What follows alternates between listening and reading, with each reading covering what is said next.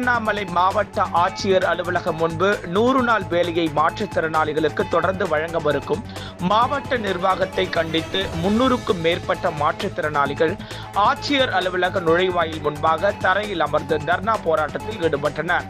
3 அம்ச கோரிக்கைகளான மாற்றுத்திறனாளிகளுக்கான மாத பராமரிப்பு தொகை ரூபாய் 1500 வருவாய்த்துறை மூலம் வழங்க கோரியும், மாற்றுத்திறனாளி நலத்துறை மூலமாக ரூபாய் 2000 கேட்டு விண்ணப்பித்தும் ஓராண்டுக்கு மேலாக காத்திருக்கும் சூழ்நிலையில் மாற்றுத்திறனாளிகளுக்கு 100 நாள் வேலையை தொடர்ந்து வழங்க மறுக்கும் மாவட்ட நிர்வாகத்தை கண்டித்தும் தமிழ்நாடு அனைத்து வகை மாற்றுத்திறனாளிகள் மற்றும் பாதுகாப்போர் உரிமைகளுக்கான சங்கத்தின் சார்பில் திருவண்ணாமலை ஆட்சியர் அலுவலகத்தை மாற்றுத்திறனாளிகள் முற்றுகையிட்டு தரையில் அமர்ந்து தர்ணா போராட்டத்தில் ஈடுபட்டனர்.